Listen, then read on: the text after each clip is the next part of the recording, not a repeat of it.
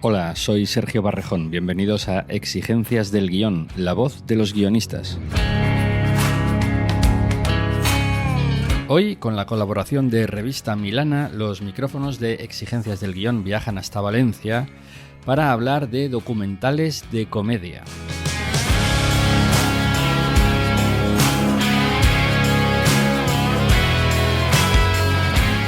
¿Y qué es un documental de comedia? Pues un 90% de realidad y un 10% de alegría, en palabras de Ana Ramón Rubio, directora y guionista del documental Bull Run, la primera película tokenizada del cine español y probablemente del cine mundial, y que cuenta en primera persona la obsesión por el trading y los entresijos del mundo de las criptomonedas. Ana Ramón Rubio viene a Exigencias del Guión acompañada de Juanjo Moscardó, productor de Bull Run y co-guionista, junto con Ana, de Una terapia de mierda, cortometraje nominado al Goya a Mejor Documental y que cuenta, también en clave de comedia, la delirante historia de dos científicos que decidieron destapar el sinsentido de las pseudoterapias creando su propia pseudoterapia, una mezcla de, agárrate, imanes y caca que sería capaz de curar todo tipo de dolencias. ¿Suena ridículo? Pues le vendieron la moto a mucha gente y estuvieron meses dando charlas por ahí para difundir su terapia de mierda. Evidentemente nunca la desarrollaron ni la pusieron en práctica porque eran personas decentes, pero consiguieron evidenciar lo fácil que es convencer a mucha gente de las cosas más disparatadas apenas tenga un leve tufillo a pseudociencia. Una entrevista de Nacho Milán en colaboración con Revista Milana.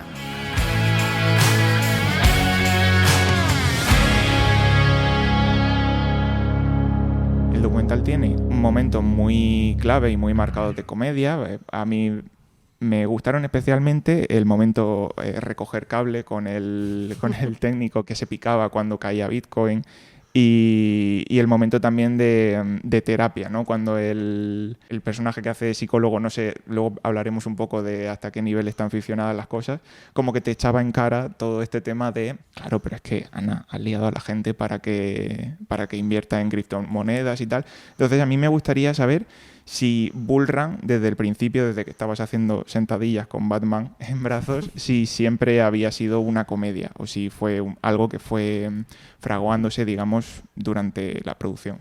Sí, la verdad es que desde el principio Juanjo y yo teníamos como muy claro que el tono de Bull Run era ese, ¿no? Porque es un documental sobre Bitcoin, sobre criptomonedas, ¿no? Que es como algo muy financiero, que podría ser muy denso porque al final es todo tecnológico y no es fácil de entender también, ¿no? Para la gente desde esa perspectiva. Entonces nuestra intención era también que hacerlo un poco más ligero y a partir de la comedia es mucho más fácil, ¿no? Hacerlo de esa manera.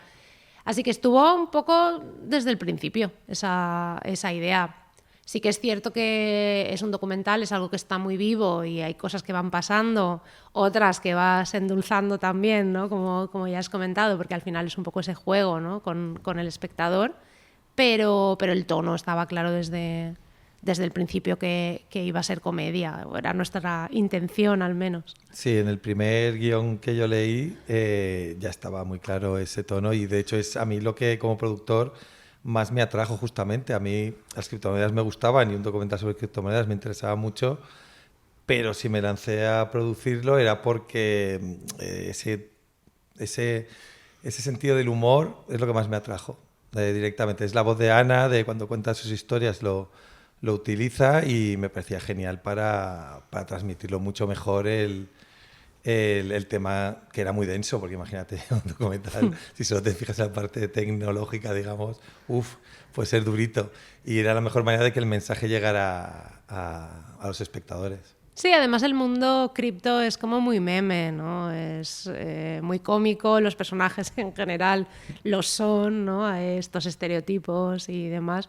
O sea que yo creo que también le pegaba al tema, ese tono así un poco más gamberro. Claro, no se podía hacer un documental de cripto sin un aquí se holdea, cojones, o algo así, ¿no? Correcto. A ver, los hay muchos documentales sobre Bitcoin, criptomonedas, blockchain, etcétera, pero claro, se centran mucho más en explicar desde una perspectiva más tecnológica cómo funciona o más monetaria.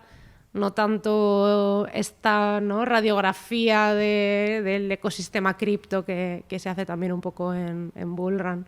Sí, yo creo que es clave para que la gente empatice. O sea, por una parte está muy bien el documental porque para la gente que no entiende nada de criptomonedas entienda qué es lo que son, pero me pareció muy interesante que empatizara también con la gente que ya sabe eso, que la película se pudiera disfrutar, para la gente que ya sabe las nociones básicas del mundo cripto, que también lo pueda disfrutar. Entonces yo me sentí muy identificado. Entonces el viaje de Ana está muy bien porque es el mismo viaje que yo tuve cuando me metí en el mundo cripto. Empaticé mucho y me reí mucho al sentirme identificado con muchas de las partes, y entonces eso hacía que dijimos, joder, es que la gente va a funcionar muy bien en el ambiente cripto, y como así ha sido. Y creo que también se nota ese esfuerzo, digamos, por explicar ciertos conceptos a gente que lego en la materia, porque si no vives en Internet, a lo mejor te suena lo que son las criptomonedas o Bitcoin y tal, pero como que oyes pajaritos, un poco no sabes. Y claro, a mí me gustaría saber desde el guión o desde el montaje cómo sopesasteis, cómo buscasteis ese equilibrio entre explicar conceptos que a medida que se introducían en la trama y la propia trama del documental. Pues es que esa fue un poco, yo creo que la parte más difícil de todo el proceso, encontrar el equilibrio, ¿no?, ese balance. Porque tienes ganas de explicar muchas cosas, porque es un mundo que tanto a Juanjo como a mí nos apasiona. Entonces queremos que todo el mundo, ¿no?, escuche, aprenda y sepa lo que son las criptomonedas más allá de lo que normalmente informan los medios, ¿no?, que es el precio o determinadas noticias muy puntuales, ¿no? Hay una narrativa muy sesgada en el tema de las criptomonedas porque todavía es como muy oscuro. Y entonces nosotros, claro, encontrar ese equilibrio entre, no, nosotros queremos enseñar un montón de cosas, pero también esta parte, ¿no?, más personal y más cómica, que fue sobre todo cobrando peso en montaje. O sea, sí que es cierto que en las primeras versiones de guión no se profundizaba tanto en el viaje de Ana. Yo voy a llamar a Ana, como si no estuviera delante. No se profundizaba tanto en las primeras versiones. Pero luego también sucedieron cosas durante el rodaje, como por ejemplo pues, que se dio la vuelta al mercado, ¿no?, y cayeron todas las Bitcoin y el resto de criptomonedas. Y entonces todo esto, bueno, el documental está vivo y te vas adaptando también a lo que pasa. Entonces al final fue sobre todo el montaje, que empezó a cobrar más protagonismo, toda esta parte que era más cómica, pero también más personal. No estaba tan planteado desde las primeras versiones de guión, que eso también es la magia, ¿no?, que tiene hacer cine documental, que al final vas encontrando mucho la historia en montaje. Y estuvimos montando mucho tiempo, el montaje se alargó bastante. Yo creo que en busca de ese equilibrio, ¿no?, de ese balance entre toda la teoría con la comedia y la parte más personal. Sí, en un primer momento el documental realmente era de las subidas solo, era del bullrun. De hecho, lo queríamos acabar antes de que acabara el bullrun, que para quien no lo sepa es el momento del ciclo de Bitcoin cuando más suben a lo loco las criptomonedas. Y es cuando la gente se suele meter, porque es cuando los medios ya empiezan a decir, ostras, ¿esto qué es? Empiezas a oír a tu primo que dice, ostras, que he invertido y se me ha hecho un por 10. Entonces la gente va entrando poco a poco, pero digamos que es la parte final. Nosotros queríamos rodar muy rápido, por eso también tokenizamos la película, que es una cosa como que vino muy bien para no tener que esperar a conseguir ayudas, para poder rodar y todo ese tipo de cosas. Pero es verdad que no acabamos el documental durante la subida, sino que hubo una caída muy abrupta, entonces eso en principio fue malo, pero después decidimos introducirlo e incluso nos permitió ir dándonos cuenta de que algunos de los temas principales del documental iban también variando, porque nos íbamos dando cuenta de temas interesantes que iban apareciendo y donde íbamos poniendo el foco. Y pues lo de siempre, pues lo que dice ya que está vivo, pues otras entrevistas, volver a grabar, vamos a hacer vídeos, vamos a meterle más material gráfico y ahí es donde va creciendo el docu. Y hace como de todo el ciclo, además, es muy chulo porque yo creo que hace todo el ciclo de Bitcoin, las subidas y las bajadas, y es más completo al final. Fue malo para nuestro bolsillo, pero bueno, para el documental. Las wallets mal, docu bien.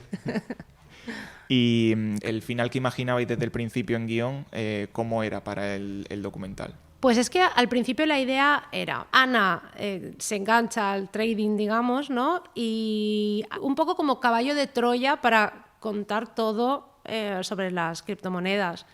No tenía tanto peso esa parte de trama más personal. Entonces no teníamos un final a nivel narrativo, digamos, pensado. Era más Es que de las partes de Ana había eso, la llevan al psicólogo tal y decide hacer un documental para poder seguir haciendo trading sin que nadie le juzgue, y entonces entrábamos más en esa parte documental, no había tanta parte eso de evolución del personaje, porque no había evolución en ese momento todavía del personaje. Sí, nos dimos cuenta en las últimas versiones realmente de la parte de obsesión, que al final la historia habla también de una historia de obsesión. Eso nos dimos cuenta mucho más tarde, ¿no? Y de poner el foco ahí al final en cuanto, ostras, en realidad la peli, ¿no? Habla como de una obsesión, y es chulo darte cuenta de que al final ese tema está desde el principio. Y había trozos que ya se había comentado, ¿no? En alguna grabación y alguna cosa ya se comentaba eso de esto es una obsesión, no sé qué, pero lo poníamos, lo quitamos, pero no nos damos cuenta de que eso era lo que podía guiar hacia el final un poco del docu. Y también pues la historia de Ana también va evolucionando, y entonces también es chulo encontrar esas cosas, pero en montaje, y después ver cómo te las apañas para tener material para también poder seguir contando lo que quieres contar sin empezar ya. Había un momento también que siempre decíamos, es que la parte de Ana es la que más mola, es que molaría que pasaran más cosas, y ahí es donde entras en ya, porque tampoco nos vamos a empezar a inventar cosas aquí. Claro, la historia es la que es. Claro, o de esto ya sí que es ficción o lo que tal. Entonces ahí era difícil en ese punto de, sí que hay muchas reconstrucciones y muchas cosas que cuando pasaron no se rodaron, y sí que hemos hecho como reconstrucciones, como se hacen típicamente en muchos tipos de documentales. Y el juego es no saber cuándo es ficción y cuándo es una reconstrucción, aunque se puede ver más o menos cuando después se juega con el espectador, ¿no? Que se plantee pero esto pasó en ese momento de verdad, o pasó o no pasó.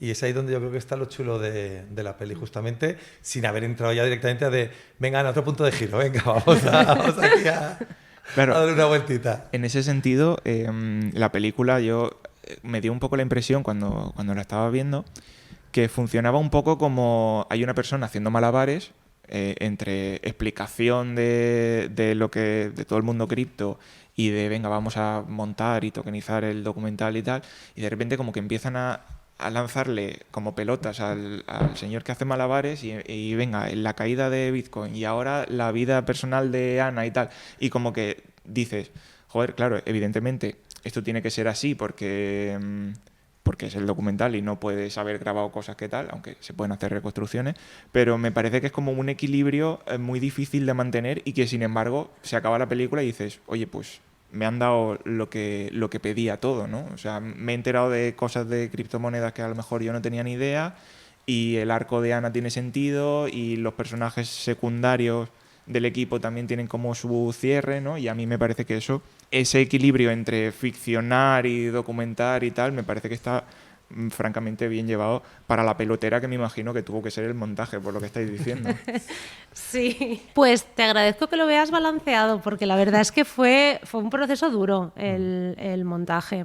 Yo estoy más acostumbrada a disfrutar el montaje, y en este caso había muchos días malos, ¿no? Porque encontrar todo este amalgama, ¿no?, de materiales que hay, porque además se mezcla mucho archivo casero con making of, con entrevistas, con recreaciones. Entonces todo este material al final es difícil de ensamblar de forma coherente también, ¿no? Y la verdad es que nos costó bastante encontrar ese punto de equilibrio. Yo creo que es que fue lo más difícil. Entonces, por mucho que pueda parecer que durante el rodaje fue lo más complicado, porque como tú dices, le van lanzando pelotas, a mí las pelotas me dieron en la cara el montaje. O sea, eso es así. Durante el rodaje no te das tanta cuenta porque estás muy centrado en el día a día, ¿no?, en el trabajo. Aparte está cayendo Bitcoin, están pasando pues otras cosas, ¿no?, que son más personales, que sí que aparecen en el documental. Bueno, todo lo que ya sabemos, ¿no? Entonces, ¿no?, como que tu cuerpo tiene más estrés y estás ahí. Pero luego ya cuando te relajas, llega el montaje, te sientas, empiezas a ver el material y ya te tienes que enfrentar a todo lo que has grabado y a darle un sentido y una coherencia, pues ahí yo creo que fue lo que más nos costó. También esa pelea, entre comillas, ¿no?, de intentar encontrar, porque claro, Juanjo, aparte de, o sea, se nota que es guionista, más casi que productor, ¿no? Más Entonces, que productor, más que claro, productor. sí. Entonces eso se nota también, que es una maravilla trabajar así, porque tienes un productor que vela por la historia, que eso se agradece mucho, porque hay otros productores, pues, ¿no? Que les da un... Bueno, a lo mejor les da, no es que les dé más igual, pero a lo mejor no saben cómo solucionar determinados problemas, ¿no? Pero a mí me venía muy bien cuando teníamos un problema en montaje de pues no saber muy bien cómo, hacia dónde seguir o cómo solucionar algo, pues siempre estaba ahí él con una visión de guionista, no tanto de productor. Y es que en montaje, más que montaje, estamos diciendo todo el montaje, es que es guión. O sea, Claro. es que en documental realmente el guión y lo chulo es ir construyendo ya en montaje, es reescribir muchísimo. Reescribes igual no con el Final, ya es con el Adobe Premiere, el programa que utilices, pero al final estás reescribiendo la historia, cada versión de montaje, y era lo chulo, ¿no? Ir siguiendo indagando y rascando, y ahí Ana fue muy generosa porque le pinchábamos mucho y es verdad que no sentíamos ninguno de los dos que tú estuvieras la historia ahí, era como ir rascándole capas, ¿no? Ir viendo ahí cómo profundizar, y también con la dificultad de que mucho ya se había rodado. Entonces es verdad que está muy bueno lo que has dicho, de que parece que ese camino, ¿no? De que todo sucediera, pero es que es verdad que no sucedió todo cronológico, pues sí que la sensación es como que va pasando una cosa tras de otra. Después es cómo lo organizas, y la magia también de montaje de guiones, que cosas que pasaron antes las puedes poner después, y dices, hostia, es que dramáticamente esto que pasó funciona mejor después, que parece que ha pasado después que antes, y eso está muy guay, el que no se vean los parches ahí y ese tipo de cosas, porque cuando tú estás haciendo un guión, puedes cambiar una secuencia de sitios sin ningún problema, porque la reescribes y ya está. Cuando está montado y ya quieres cambiar en ficción es mucho más complicado, y lo bueno de un documental es que sí te puedes permitir esos retakes que se hacen en ficción, digamos, por ejemplo, pero hombre, esto que os pasó, pues vamos a grabarlo, esto no teníamos grabado, pues vamos a grabarlo, hacer una reconstrucción. Y en ese sentido yo creo que está muy chulo el juego que al final se hizo, y la verdad es que creo que está muy, muy guay. Sí, de hecho mucha gente nos pregunta siempre, ¿no? Después de las proyecciones. Y esto pasó, siempre van como con dudas de secuencias concretas, ¿no? De yo quiero saber esto sobre esta secuencia o esto. O sea, yo creo que ese juego es guay con el espectador, ¿no? De dejarle también que él pues saque un poco sus propias conclusiones y le aporte su visión a la historia también, ¿no? Que esté un poco viva. Claro, que es como uno de los dos puntos, yo creo, de cómo se vende la película, que entran un poco en el juego de la narrativa de la propia película. Por un lado está esto de el primer documental tokenizado, apelando a la gente del mundo, la gente que sabe, ya puede como interesarle. Y luego el tema de esto es un documental semificcionado, ¿no? El mensaje este que aparece al principio de la película. En ese sentido yo quería preguntaros por el grupo de rodaje, ¿no? Como todo ese plantel de personajes, porque me parece que la impresión que me dio a mí es que está demasiado bien equilibrado como para que no sea todo guión. Está por un lado Ana como personaje, siendo, digamos, un poco la que lía a todo el mundo de venga, tenéis que invertir en cripto. Luego como la productora que está todo el rato en contra de qué pesado, no sé qué tal. Y luego como un poco el que se mete por meterse, el que está muy metido dentro y se pica mogollón cuando cae Bitcoin. Entonces me parece que toda esa faceta y personalidades como que se complementan muy bien entre sí. Parecen casi un grupo de sitcom, ¿no? Podría ser esta gente grabando el documental, o podría ser un grupo de amigos en el Central Perk en Nueva York. No, has dado la clave, porque es que son amigos, eso me claro, refiero. el making of es el making of, y de hecho ellos sí que son las personas con las que yo trabajo normalmente. Lo que pasa es que es cierto. Claro, pero lo chulo es que, a ver, Celia, por ejemplo, que es directora de fotografía, es que es amiga de Ana, de su grupo de amigos. Celia, o sea, Cristina, que es la directora de producción, también es amiga suya.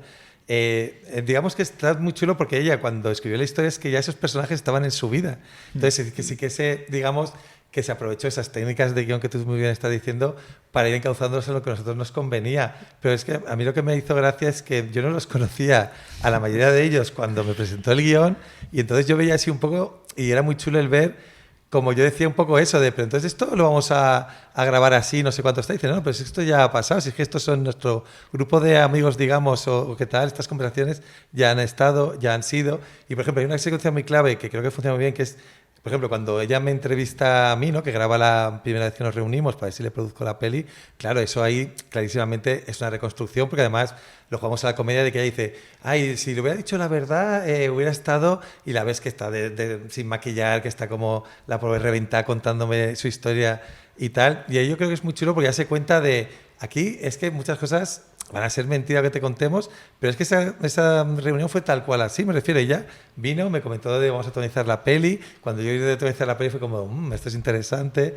todo tal, pero eso no se grabó en el momento. Lo que te decía, reconstrucciones que son muy chulas. Entonces, estaba muy bien el ver cómo todo eso iba a funcionar, y todo después salió en el propio rodaje mucho mejor. O sea, había situaciones que habían pasado que Ana quería que las volviéramos a grabar porque no se habían rodado, pero después salieron un montón más nuevas, chulas, pero porque esos personajes son ellos realmente. O sea, es que Lluís realmente es un eléctrico y lo contratamos porque está metido en cripto. Porque exacto, o sea, es muy personaje. O sea, sí, que claro. ese punto Sí. que tú dices es que es realmente así, porque es que son amigos y ella sabía cada uno. No es que tuvimos la suerte de, ostras, hemos contratado un equipo y que justamente uno es de esta manera, otro de otra, le decimos, sí, no, tú mejor que seas el que no sé cuántos, tú el que no sé cuántos tal. No, es que eso ya venía dado porque los contratamos todos los que ya suelen rodar sus anteriores proyectos, que son sus amigos de la facultad, y pues eso fue, y por eso yo creo que funciona tan bien y se nota esa energía, ¿no? de familiaridad. Sí, pero menos Lluís, el eléctrico. Esa sí que era la primera vez que trabajaba con él, pero sí que lo conocía el audiovisual y sabía que estaba súper metido en cripto, y porque habíamos coincidido en un un rodaje de algo de publicidad, pero no recuerdo el que era.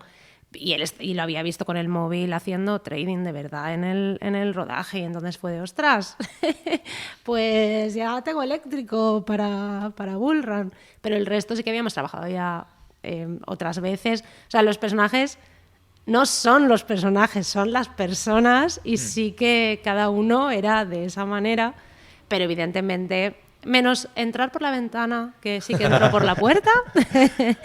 Todo lo demás. Lluís entró por la puerta, pero eso hay un 10%, digamos, en la peli que sí que son claramente de comedia. Hay un porcentaje de cosas que pasan que sí que es jugando a la comedia, porque claramente es comedia, y sí que nos hemos permitido ciertas situaciones de ficción en el sentido de vamos a llevarlo un poquito más lejos, ¿sabes? Vamos a hacerlo para no potenciar la comedia justamente.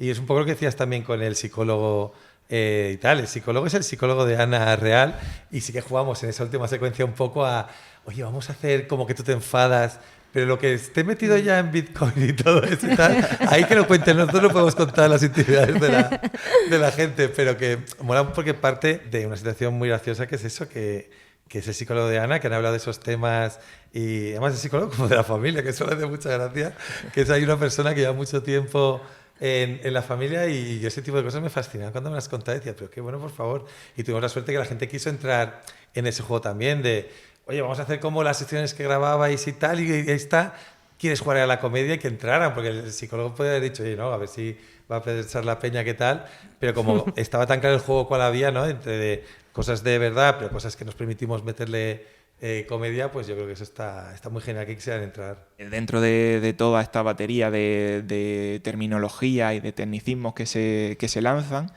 hay un momento que para mí es bastante, o por lo menos yo lo leí de una manera muy, muy crítica, muy fundamental de lo que es Bull Run, que es cuando se explica el concepto de la carrera de la rata, que es un poco vale, muy bien, la gente gana dinero con esto, pero ¿cuál es, digamos, la motivación personal en general a gran escala, como digamos sistémica, por la que la gente entra a comprar criptomonedas, ¿no? Y esta cosa, como esta pulsión de salir de un ciclo vital absurdo en el que yo creo que todo el mundo se ha sentido alguna vez en su vida, de trabajo para seguir comprando, para seguir trabajando, ¿no?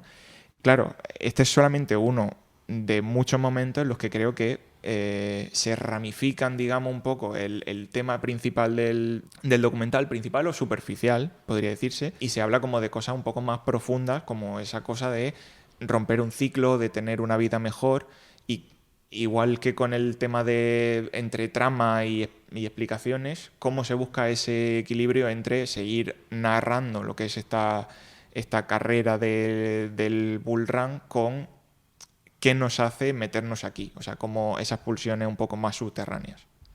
Uno de los primeros libros con los que casi todo el mundo entra, ¿no?, al mundo de las inversiones, de la gente que está afuera, es el de Padre Rico, Padre Pobre, de Robert Kiyosaki, que habla mucho de esta carrera de la rata, ¿no? Y entonces es algo con lo que muchas de las personas que están metidas en cripto se sienten muy identificadas, ¿no? Porque tú te das cuenta de que al final no haces más que trabajar para gastar, para ganar más dinero, para gastar más dinero y seguir, ¿no?, como en ese bucle. Y realmente esta utopía de la libertad financiera ¿no?, que siempre los gurús cripto están mencionándola en internet, pero que no es tan fácil de conseguir, evidentemente, porque si no, pues todo el mundo la tendría. Pensé que era algo, ¿no?, que era como una idea muy interesante de reflejar en el documental, porque al final, ¿qué sentido tiene, ¿no?, lo que hacemos cada día? ¿No? Vas a trabajar, ¿no? Está claro que nosotros, por ejemplo, creo que los tres que estamos aquí tenemos profesiones que nos gustan, ¿no?, que nos apasionan en cierta manera, porque son profesiones que son creativas, que tienen sus momentos malos pero que son muy agradecidas, pero en general la vida al final es trabajar para ganar dinero, para pagar una hipoteca, para poder tener una casa mejor o para poder pagar un coche. Y creo que ahí las personas que están metidas en cripto tienen una sabiduría mayor que las que no lo están, en el sentido de que valoran mucho más su tiempo libre, el estar con su familia o poder hacer otras cosas que no sean solo trabajar y generar, ¿no? Y entonces ahí llega esto de los ingresos pasivos. Entonces yo creo que era como una idea muy interesante, porque al final si te paras a pensarlo, todos estamos ¿no?, en esa carrera de la rata, incluso aunque nos guste nuestro trabajo. Yo estoy segura de que a Juanjo le encanta su trabajo, pero si le dices, ¿tú qué prefieres? ¿Pasar este fin de semana trabajando o pasar el fin de semana con tu hijo y tu pareja por ahí? Trabajando, sin duda, trabajando. Claro, al final dices, ostras, ¿qué es No, pero yo lo digo en serio. Claro. ¿No? Dices que es lo importante en la vida al final. Y yo creo que Bull Run, inconscientemente, porque yo en ese momento tampoco me daba cuenta, sí que habla mucho también sobre lo que es importante en la vida, y creo que esa forma de elegir, ¿no?, a nuestro tiempo, cómo lo empleamos, al final influye mucho en nuestra felicidad, que al final, ¿no?, en nuestro bienestar, más que nuestra felicidad, es lo más importante.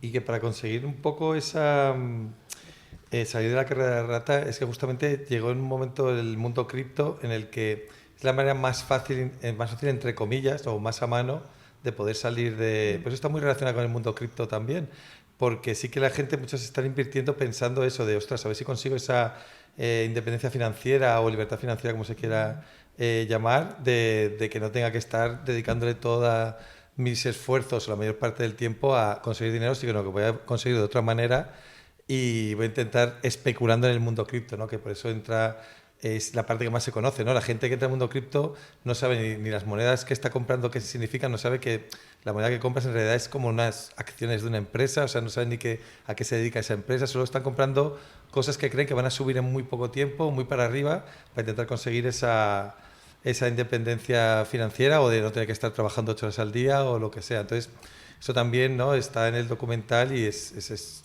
interesante, ¿no?, reflexionar sobre eso.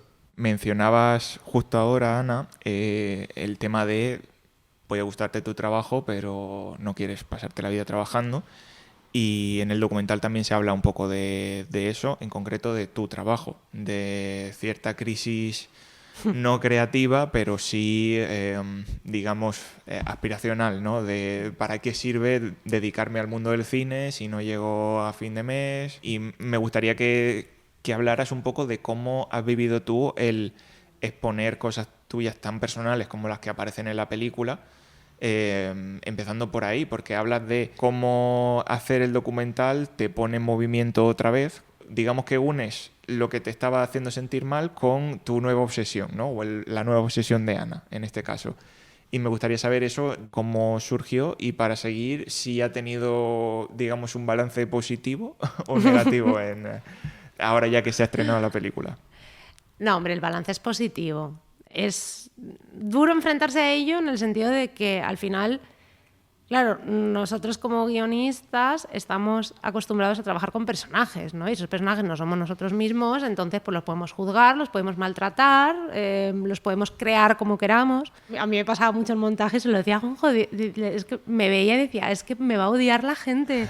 Digo, doy asco. O sea, y el que no, que todo el mundo va a empatizar contigo, yo pensaba, este me lo está diciendo para que acceda a que esto salga, ¿no? Era como el juego este de decir, ostras, es que soy yo, ¿sabes? Que sí, que hay cosas que están pues ficcionadas o edulcoradas o como lo queramos llamar, pero soy yo, y soy yo, es mi familia, son mis amigos, es mi terapeuta, es mi marido, entonces claro, pues todo se complica mucho más.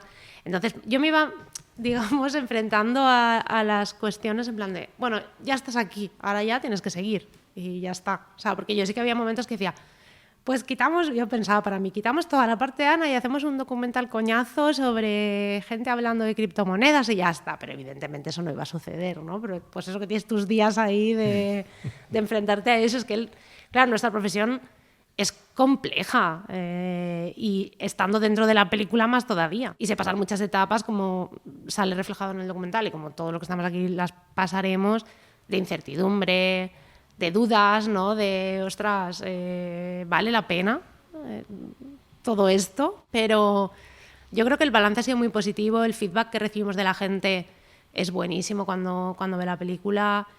Y al final eso, ¿no? También lo compensa todo un poco. Luego la forma en la que estuvo financiada, porque no hay que olvidar que es una película que es 100% inversión privada de un grupo de believers que vieron un teaser que hicimos de la película y dijeron, shut up and take my money. O sea, quiero decir, entonces eso también tiene un valor muy guay, ¿no? Y es muy motivador también a la hora de encarar un proyecto, ¿sabes? El de decir, jolín, esta gente está confiando en nosotros, pues vamos a hacerlo bien. Entonces, es que es una montaña rusa, básicamente. A mí me encantaba cuando hablábamos de Ana como si ya no estuviera ahí. Claro, hay que separar, ¿no? Claro, pero es que Ana aquí, no sé cuánto tal, y oye, perdona que estoy aquí yo también. Hablamos ya de ella como personaje, lo que fuera. Pero yo, por ejemplo, en mi caso personal, y creo que es el tuyo también, que es el que sale en la película, es eso. Yo siempre lo pensaba, decía, joder, es que siempre estoy ahí en 1000 proyectos y ahora estoy en una productora también y aún así me cuesta llegar a fin de mes, a veces vas apuradísimo o pocas ganas mucho, va bajando los meses, va bajando eso que te había entrado por ese proyecto ahí que habías logrado vender y siempre es como ese agobio, ¿no? Y de repente decir, hostia, estas criptomonedas igual, invirtiendo un poquitito, esto es como el Internet cuando empezó y los listos que invirtieron en Apple o en lo que sea tal, igual me da esa, ¿no? Esa libertad financiera, eso que estábamos comentando antes. Yo creo que también han estado en ese punto un poco de esto del cine, es que no sale nada, es que es agobiante. Claro, a mí me coincidió que yo empecé a invertir en cripto y todo empezó a subir muchísimo. Entonces, claro, dices, empiezas a ver tu dinero subir y te empiezas a creer que tienes como un talento especial para el trading, ¿no? Dices, vale, si es que soy la puta ama. O sea, en 3 meses, Lambo. Claro, ¿no? dices, si cada cosa que compro sube. No, a ver, está subiendo todo, entonces lo tienes que hacer fatal para no ganar dinero. Lo que pasa es que luego está el factor de, es un dinero que si no vendes, no tienes una ganancia. Entonces ahí está un poco o sea, al final es dinero ficticio. Sí, es dinero ficticio, porque si no lo vendes, no has ganado. Claro. Entonces entra ahí, ¿no? Como esta adicción, ¿no? Por llamarlo de alguna manera, a pues ver que tu dinero crece solo. Que eso es algo a lo que pues, las personas normales que no nos dedicamos al mundo de las inversiones y que cada vez que abres el banco tienes menos porque te han llegado algún cargo, pues claro, está, ¿no? Es como muy satisfactorio, ¿no? El estímulo recompensa de tu cerebro cuando abres la aplicación y ves que tienes un 10%, un 20%, un 30% más. Entonces, claro, es ahí muy, muy adictivo. Y si coincide con la pandemia, coincide con una etapa mala en la que en este caso se me había caído un proyecto que llevaba muchísimo tiempo trabajando y que iba a salir 100% seguro, que al final no salió. Claro. Claro, se van juntando muchas cosas. Al final las tormentas no vienen sin avisar. Hablando de tormentas, otro punto así como bastante gordo, que es el que marca el final de la película, es como todo este tramo en el que, no de repente, porque había pistas ya desde el montaje y tal, como que todo se vuelca un poco más en la relación de Anna con su marido, ¿no? Y es este momento, entiendo, en el que, de hecho, si no recuerdo mal, incluso lo decías en esta voice-over, esto se va a convertir en una historia de amor, ¿no? Esto sucede, entiendo, también durante el montaje por esto que comentábamos de el documental está vivo, o fue algo de vamos a darle un final ficcionado a esto, o cómo sucedió eso, y en caso de que fuera real, ¿dónde marcas tú los límites de qué entra de tu vida personal dentro del documental y qué no? Mira, me han hablado de una criptomoneda que va a hacer 1%. ¿No prefieres que hablemos de eso? Vale, ok, sí. Podemos hacer como que no he hecho esta pregunta y ya está. A Ana es lo que más le gusta hablar. Es verdad que los coloquios, es que es inevitable, porque los coloquios siempre la primera pregunta es de ¿pero seguís juntos? ¿No seguís juntos? No sé cuánto están, no sé menos. Yo he preferido evitar el morbo, pero entiendo que no se quiere hablar de esto. Ya está, no pasa nada. Pero pínchala más. No, A ver si me gustaría. A ver si acaba soltando alguna cosa. A ver, le dimos un poco de ficción también a la parte del final. No es... Lo jugamos como hemos jugado el resto de la peli. En un 90% realidad, 10% alegría.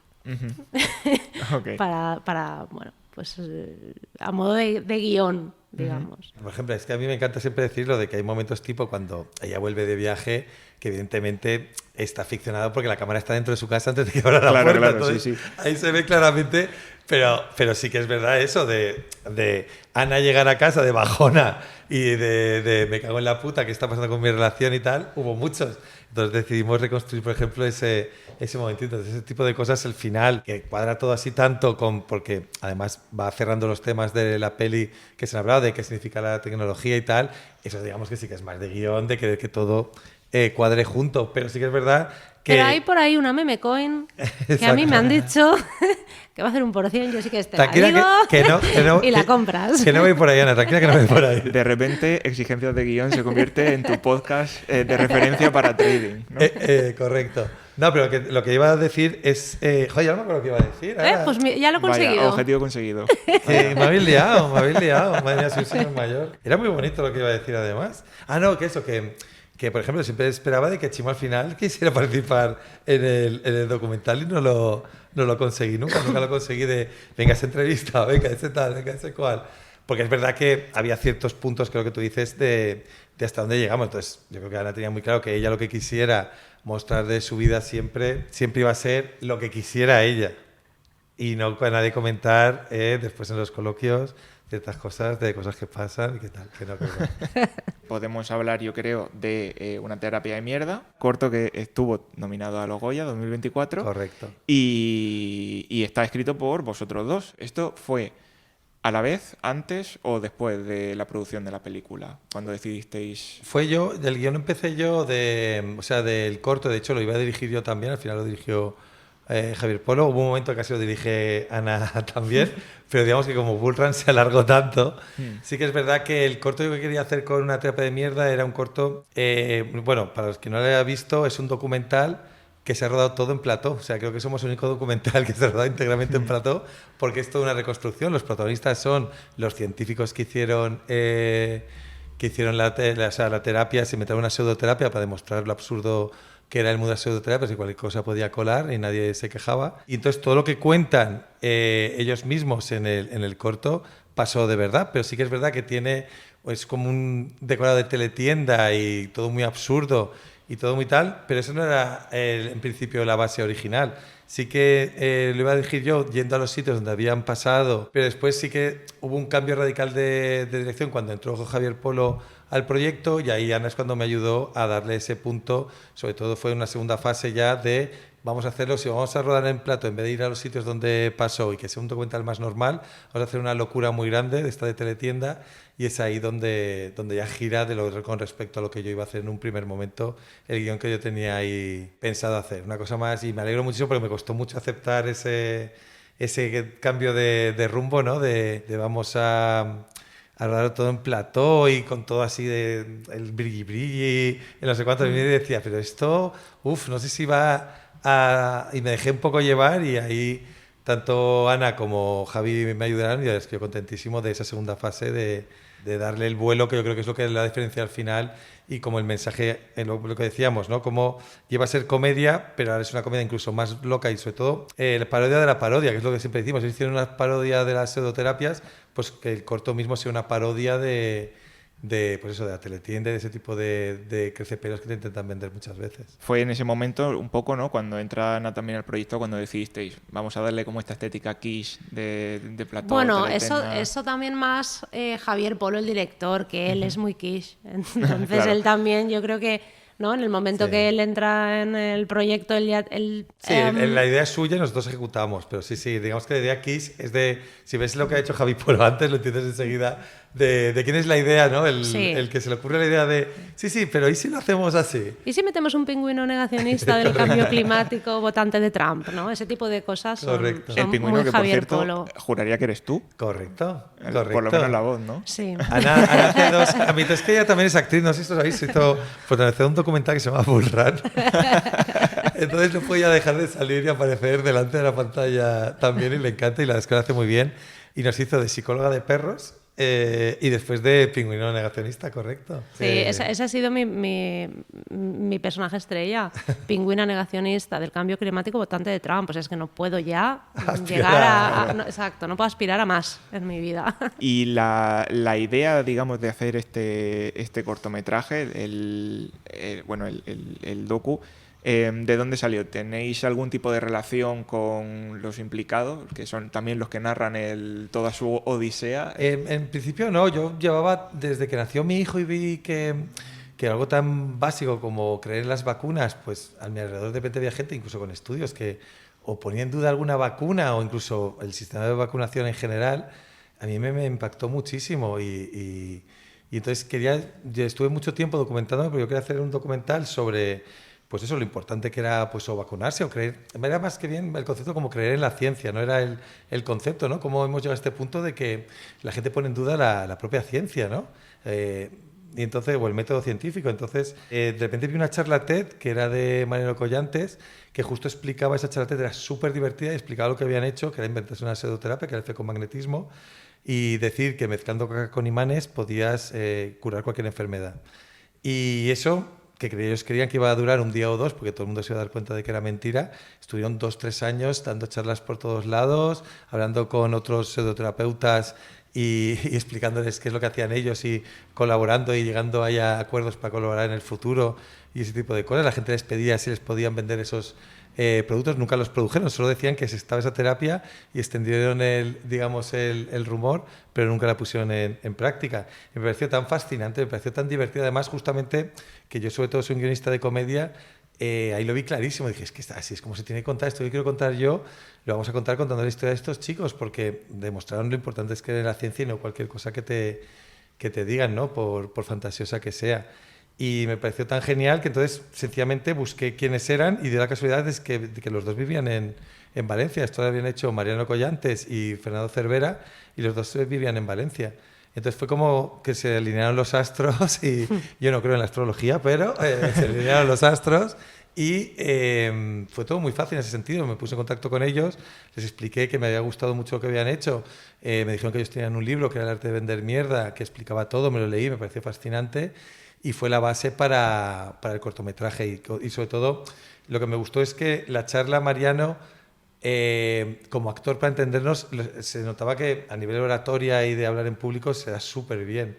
Y después conocí a Fernando, que también está acostumbrado a hablar mucho en público, ser en programas de televisión denunciando las pseudoterapias y todo, y que los dos podían ser los actores del documental, no hacía falta buscar a otros y entonces eso iba a ser mucho mejor para el documental porque son ellos mismos quienes te cuentan lo que hicieron, ¿no? O sea que eso fue una suerte muy grande y fue un poco ahí donde nació. Yo quería animar a la gente a que escriba más documentales utilizando la comedia, porque nos hemos dado cuenta que al final el mensaje parece que no estás siendo serio, que no estás profundizando, lo que sea, y es todo lo contrario. Nos estamos dando cuenta, sobre todo con el cortometraje, que el mensaje está entrando muchísimo mejor al tener comedia. La gente se está planteando muchísimas más cosas, a ver lo absurdo que es en este caso y todo. De eso, de poner en duda cosas que, o yo que sé, la homeopatía de repente dicen, ostras, es que es tan absurdo, ahora que me lo está explicando de esta manera, no estoy viendo que es tan absurdo que pues, voy a investigar un poquito más, voy a ver esto realmente si es como dicen o no, y eso creo que es muy importante, ¿no? Si hubiéramos echado la chapa, y en Burra lo mismo, si hubiéramos echado la chapa, yo creo que no hubiera llegado el mensaje tan lejos, y animar a la gente a que haga documentales con comedia. Es eso que dicen un poco, ¿no? De la comedia es un tema muy serio y llega como una parte muy profunda de nosotros. Si algo nos hace gracia, como que ya ha sorteado muchas barreras, ¿no? De los prejuicios que tenemos y tal. Totalmente. Pues nada, con esta reflexión cerramos la entrevista. Y nada, yo quería agradeceros a los dos vuestro tiempo dedicado a exigencias del guión. A mí me hace muchísima ilusión porque yo llevo leyendo los guionistas muchísimo tiempo y me hace mucha ilusión esta entrevista. Cuando me lo dijo Juanjo, enseguida yo, ¡ay, qué ilusión, qué guay! Es que somos muy fans, Sí, sí. Para despedirnos, simplemente decir que Una terapia de mierda está disponible en Filming ahora mismo y Bull Run en cines, así que no lo penséis ni un milisegundo en el metaverso e id a verla. Ana Ramón Rubio, director y guionista, Juanjo Moscardo, productor y guionista, muchas gracias y nos vemos en otra ocasión.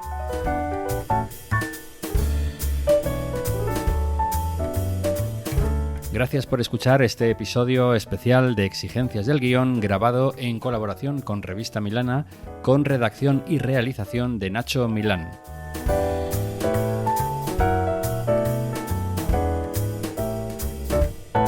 Si tienes alguna duda, alguna consulta, alguna sugerencia, alguna reclamación, alguna queja, puedes escribirnos a exigenciasdelguion@blogguionistas.com o enviarnos un audio al WhatsApp 613 006650. También nos encuentras en redes sociales bajo el nombre Blogguionistas.